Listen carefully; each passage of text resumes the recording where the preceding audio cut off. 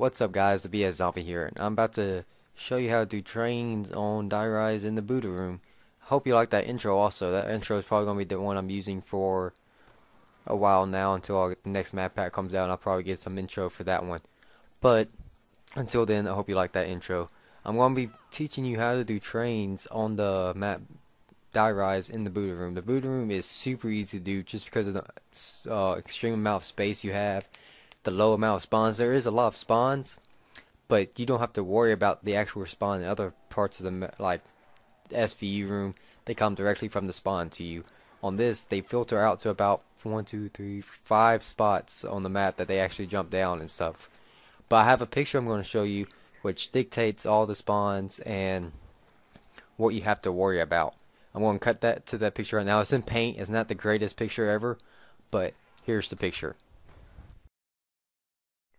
Alright, now I'm going to explain what I drew for you in paint so greatly. It's not the greatest. I'm not an artist. Please don't hate on that. But besides that, I'm going to explain to you what you have to do in this part of the map. The blue is what you're actually training. The light green is the platform, so you have to actually imagine that's like above you, and you're going to be running below it, under it, and stuff. The running under it is just in case zombies, when they drop down, which is shown by the yellow. The yellow shows where the zombies jump down from. There's one right in the middle of the platform with a teddy bear on it. There's two, one right by the broken column, one right in the middle on the other side where the AN-94 would be if you want to jump and try and get the AN-94 ammo or something like that. But when you jump down, there's also another spawn where they come from. They come from the little upside down staircase thing that you can actually go up the stairs, but you can look, if you looked up you saw stairs. They also come from there. That's the only spawn that you really have to worry about in this whole map. That's why this room is so easy to train in. Plus it's humongous. It's not humongous, but it's pretty big. But that's the main reason you need to train in this area if you're new to training or something, because there's only one spawn you really have to worry about. And if I haven't tried this, but you could probably put a trample scene right there and block that place, and you wouldn't have to worry about running into an extra zombie if you worried about looking up and seeing zombies spawning in front of you. If you look up, you can see a zombie about to jump down and you can avoid it, or you can just look up, see no zombie, and go straight past it. But I'm getting off topic. When you're running around the blue, you're probably gonna have to jump on top of the full column. When I say full column, I mean the one that goes all the way up to the top. If I say broken column, that's the broken one that you can go into the top and you see me at the Buddha room at. When you go up the full column, you can jump down, and if you jump down where my arrow continues, there's a soft spot there. And you can go around, look up, see if there's a zombie coming up the top platform where the teddy bear is. If there's not, you can run straight to your second column. If there is, you can run around it. It's up to you. Trains are always about comfort. Practice makes perfect in trains. The more you train, the better you'll become. The more you won't have to watch videos like this and stuff like that. But after you pass that place, you go straight up to the broken column and jump down, and you complete that process. Not complete, repeat the process. And next thing you know, you're at round 50, especially if you're using a stick of fire or something like that. But I'll explain the guns that you probably will need later in this map. Later in this tutorial. Alright, I'm going to show you some more footage of what the train actually looks like in action. Right now, I just got back from getting a nuke, so all the zombies are spawning in, and I'm just running laps, trying to get them to spawn back in, get a whole group up. And then I just go up the column, shoot some, look up, go over, shoot some more, go up the column halfway, all the way on this one, and go down, run all the way over there, and the zombies have to jump down, so it gives you time to get away. You jump, go up here, go up the column, shoot one shot. And this DSR, it's not as powerful up in 39s as the SVU is, but it can still get the job done. When you go up this column, you can jump on top of it, run up it. It's easier to jump up on it. But if you see a zombie on top of that column, you have to run around it. That's why I have that alternate path, the little green arrow on that picture I showed you. And right now, I'm just running around again. This SVU is super powerful up in the high rounds. You can see it just took out a whole horde.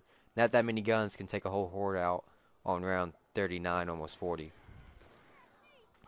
But I'm going to explain the guns and what gun choices you want to use when you're doing this. As you can see, the SVU is pretty good, but I'm going to talk to you some more about some other guns, like some wall guns that are nearby that you can get ammo from and stuff like that. The main gun that you want to use on this part of the map is the Silverfire. Silverfire is extremely powerful. You can use a Silverfire to kill hordes and hordes of wave zombies and never have to go for more ammo until like the high 50s, maybe 60s, because it kills about 24 in one shot. Super easy to round the zombies up if you do the counterclockwise method, and the zombies will just run into each other and die, and it's super easy. But if you're not using the Silverfire like I am in this tutorial, I was using the DSR upgraded as the Mustang and Sally and the SVU upgraded, and those guns are great, especially the snipers with double tap and the headshot bonus, the dash shot daiquiri perk where you get 2 headshots with 1 bullet. If you get those 2 bonuses, double tap and that, you can headshot zombies around 35 plus with the DSR, and I think in the 40s even with the SVU. You might be able to do it with DSR, but I'm not exactly sure, so I'm not going to tell you because I'm not sure. But the other guns that you might want to use is the AK-74 and the AN-94.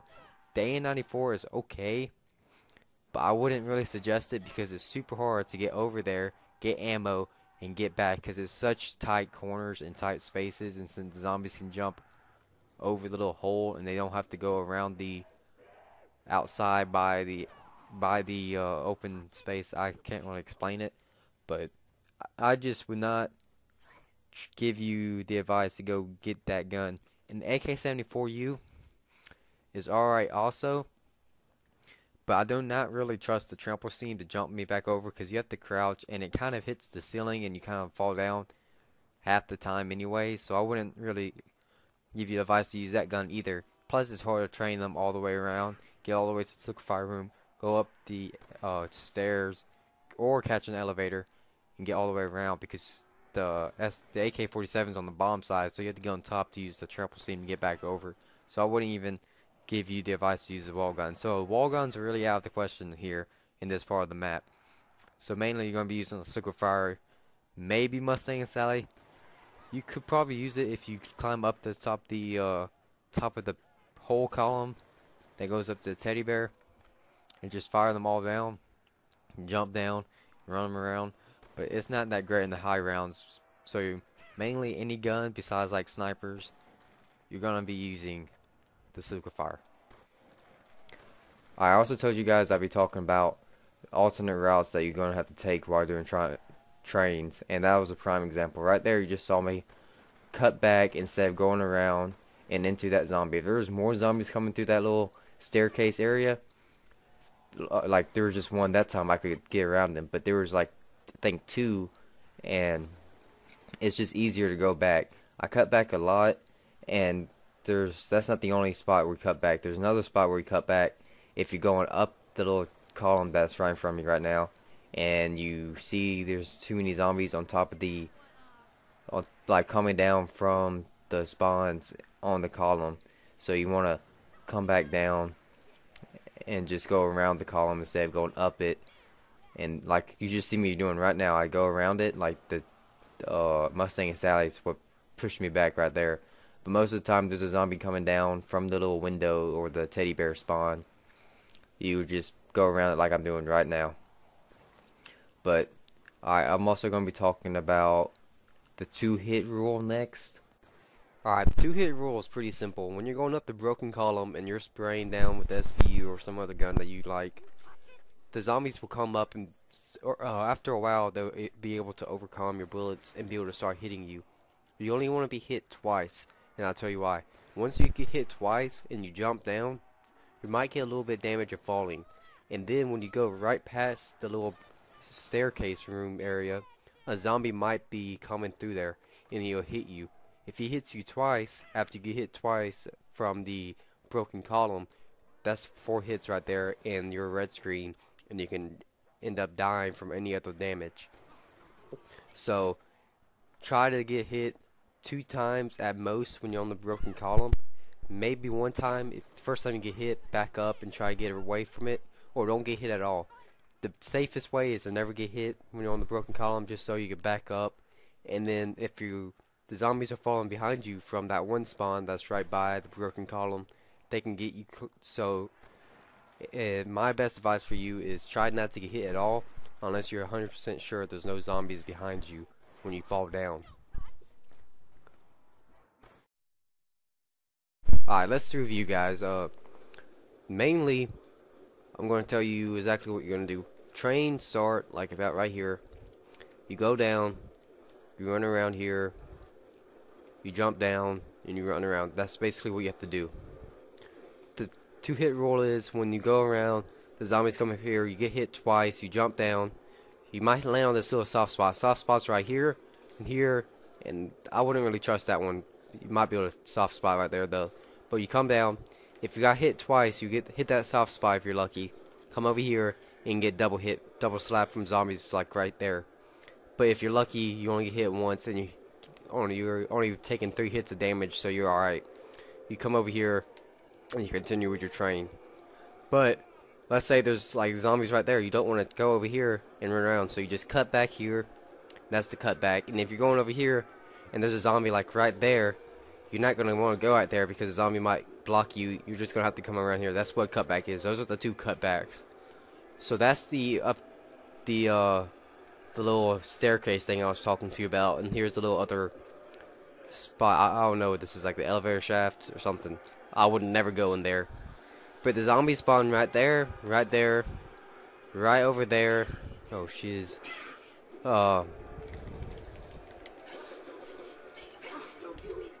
Nice moves I got. But the zombies will come from here.